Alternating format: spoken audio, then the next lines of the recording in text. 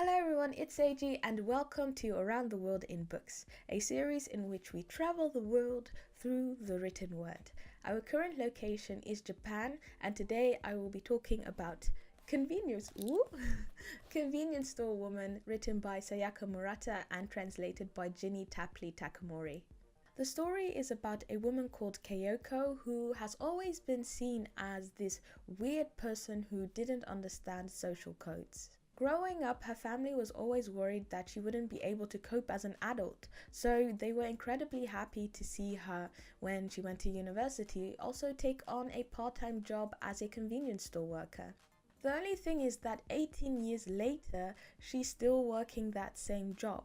And although she's very content in the position that she's in, she's very well aware that she's not living up to society's expectations.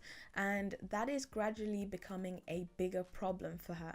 I enjoyed the story a lot. It wasn't like anything I've ever read before, and I really liked doing research on Murata and her book. I found out that she actually worked for over 20 years herself as a part-time convenience store worker. It's also not very often that you get to read a book in which the main character is asexual.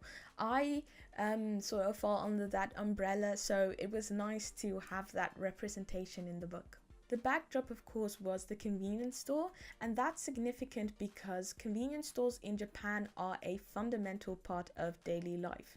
They are almost everywhere, and most people visit one at least once a day. Despite this, in Japan, it's not very common to write about experiences at work, especially when it's work that doesn't really have a lot of requirements. So in that context, this really is a unique piece of Japanese literature.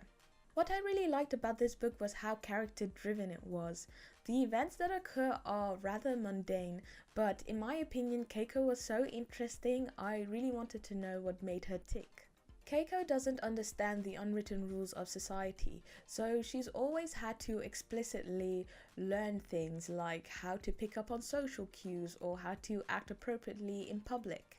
She's such a pragmatic and logical person that by looking at the world through her eyes, you really start to notice how irrational we sometimes can be as humans. There's this one time in which she recounts as a child finding a dead bird in the park, and all of the kids and her mother wanted to bury it, but she didn't understand why she couldn't just take it home so that they could cook it and eat it since it was already dead.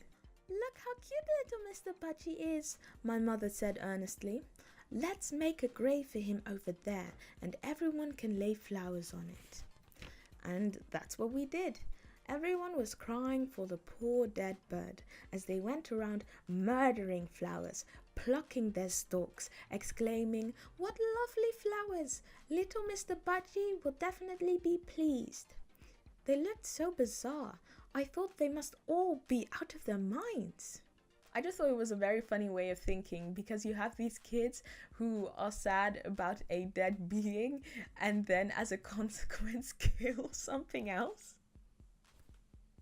I also really like the absence of sexuality in this book. Like I said before, Keiko is asexual and she really isn't interested in anything sexual.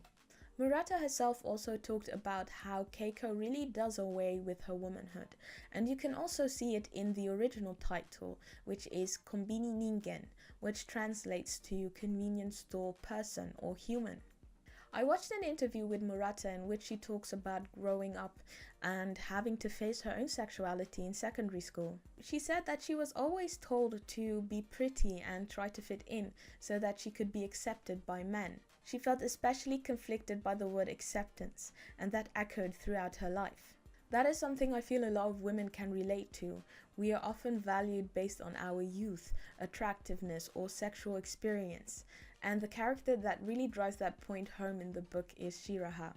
At some point, Keiko realizes that it's becoming harder to keep people from bothering her.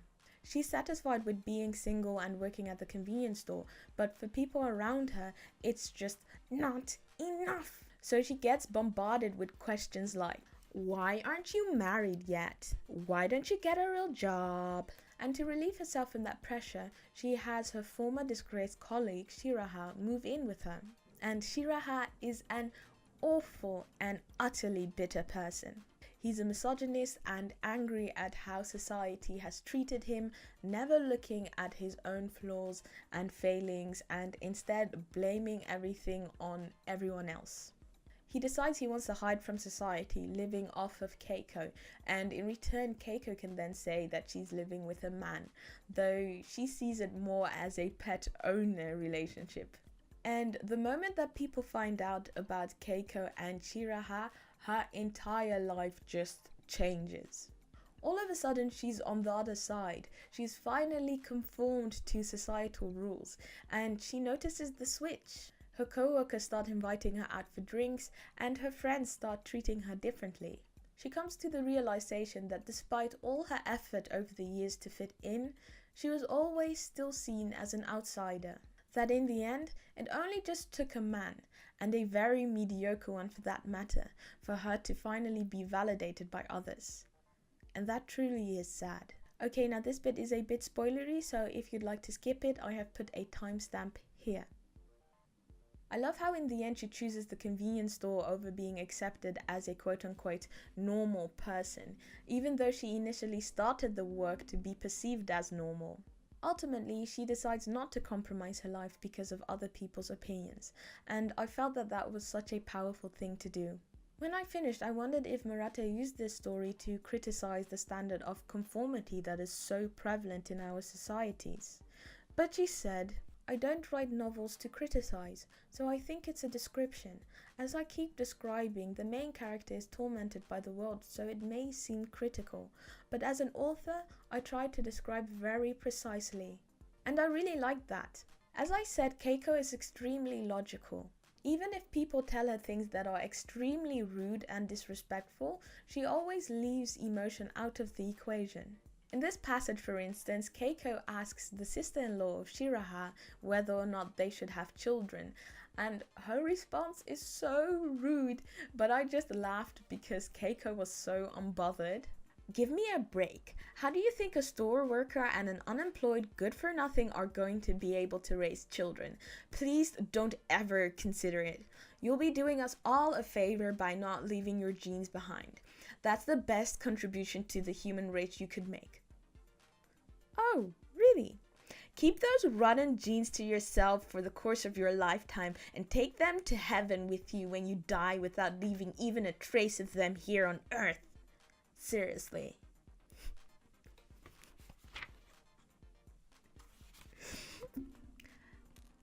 I see, I said, nodding to myself, impressed at her ability to think so rationally.